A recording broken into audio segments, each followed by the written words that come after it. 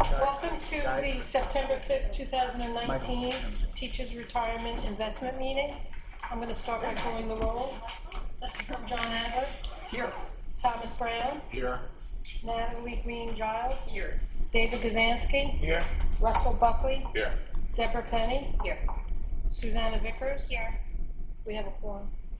Turn it over to the chair. Okay, good morning, everyone. Good morning. And happy first day of school for everyone.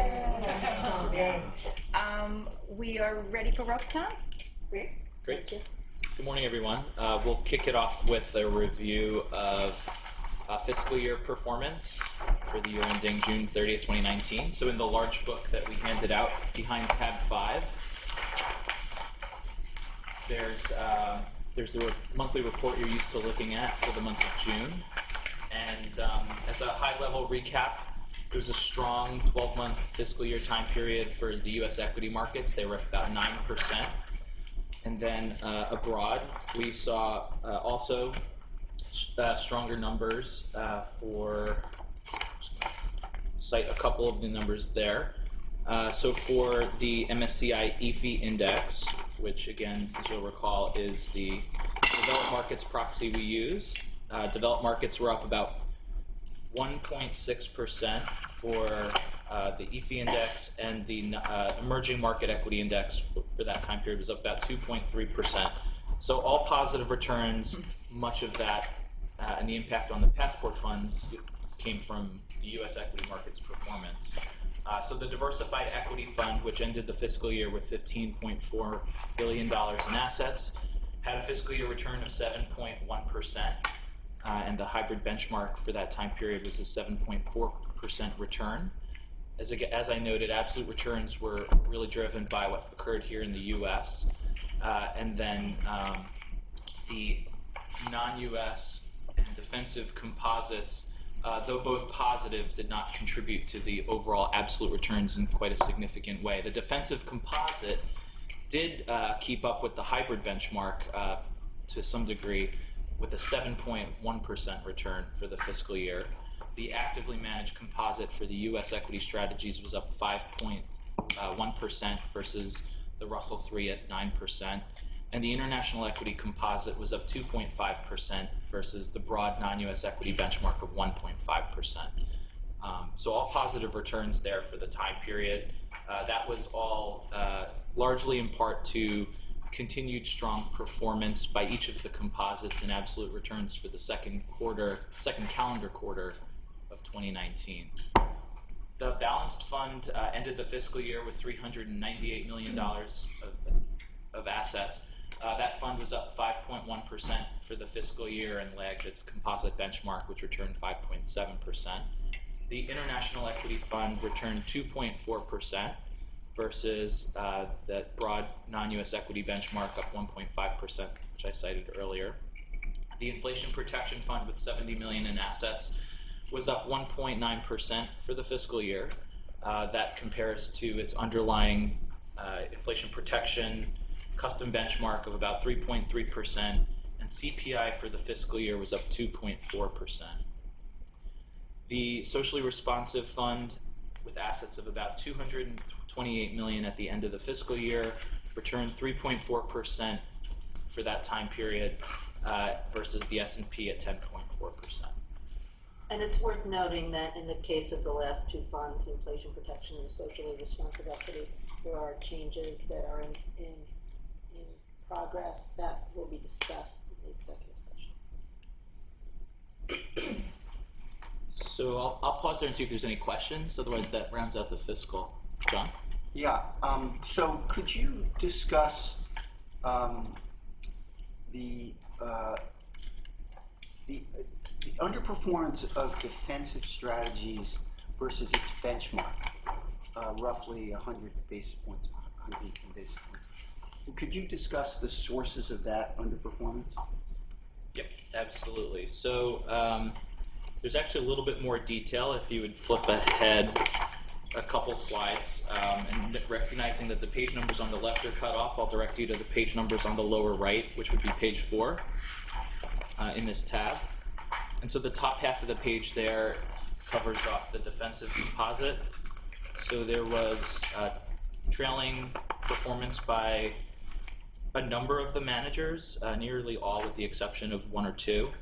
And so the TAA managers in the portfolio, they've generally been underweight equities relative to their composite benchmarks, which was not helpful last year, given what we saw in equity markets, particularly in the US.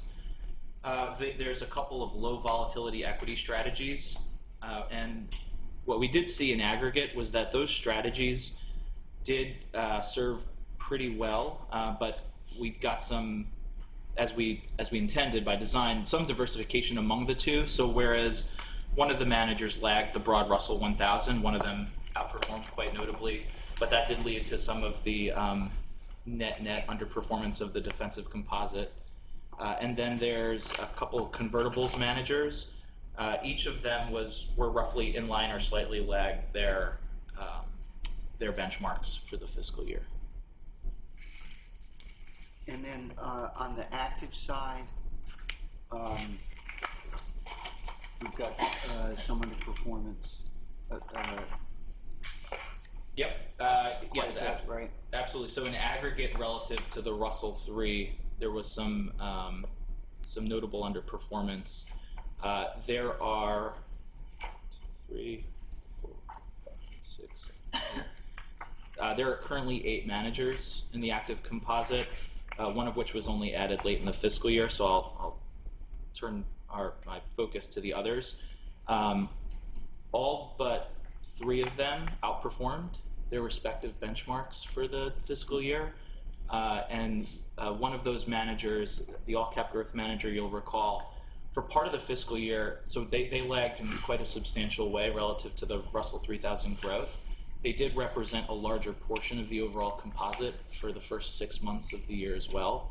So that manager's relative results did weigh on the overall results of the composite to some extent, or to a notable extent, I should say. But none of the other managers, I should say that we don't have concerns with any of the relative performance of any of the other managers. We've had discussions about the all-cap growth manager, which we'll expect we'll continue to have deeper discussions on in the coming months. Okay. With the board. With the board. Yeah. Yeah, so that really, the underperformance is due to one manager. Okay. So the Stay numbers tuned. make that clear, yes. Okay. Thank you.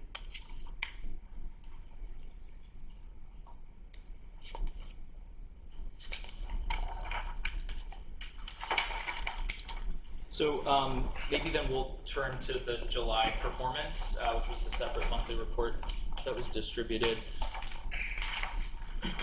So July, you'll recall, we started out with another strong month in the U.S. equity markets. The Russell 3 was up 1.5% during that time period. And then abroad, we saw softer performance. So developed markets were down 1.3% in July. Emerging markets were down 1.6%. And so that led to some mixed results across the passport funds over that time period. The diversified equity fund in total had a return of positive 80 basis points versus the hybrid benchmark at positive 90 basis points. The absolute returns there were driven by what occurred in the US. So the passive composite contributed 1.5% on its own. The defensive composite was still up 1% for the month of July. And then the active composite was up nearly 1%, but again lagged the Russell 3 for the month. And then abroad, the international composite was down about 1.3%, roughly in line with its benchmark. The balanced fund was roughly flat for the month of July, so in line with its benchmark, with a 0% return effectively, slightly negative. The International Equity Fund was down 1.3%, roughly in line with its benchmark. The Inflation Protection Fund added about 50 basis points of positive performance, which was in line with its benchmark, and the Socially Responsive Fund was up about 2.3%, which outperformed the S&P by about 90 basis points. So I guess what stands out if you're looking at the July report are the really strong calendar year-to-date returns across the funds and for equity markets in particular. So the U.S. over that time period was up about 20.5%. And in the non-US equity markets, we saw positive results to the tune of about 12.4%. So that started to change a little bit when we got to August. We saw there's a preliminary report which you'll all see in the stack of materials. So the strong numbers for calendar year to date are still strong. In fact, we showed them twice here because they're so strong. That was not intentional, but it was a negative month in August for the U.S. and non-U.S. equity markets. So the U.S. was down about 2% during the month, which is pretty much in line with what we saw from non-U.S. equity markets. Again, there's been a lot more volatility with respect to what central banks are doing, both in the U.S. and abroad, the impact of ongoing discussions around trade wars. So there's been a lot more volatility in the markets. We've seen yields come down quite significantly over the course of July and August for the U.S. Treasury yields. And there's a massive portion of the fixed income markets globally today with negative yields. So we're in a very interesting environment that'll have, there'll be broader conversations about how that's impacting asset allocation, a number of other things that we'll be talking about over the next few months. But we wanted to provide the quick August, or update through August rather. That concluded the performance review. Okay, great. Is there anything else for public agenda? Okay, hearing nothing. Do I hear a motion to move into executive session? So moved. I move pursuant to Public Officers Law, Section 105, to go into executive session for discussions on specific investment matters. Second. Oh, is there a second?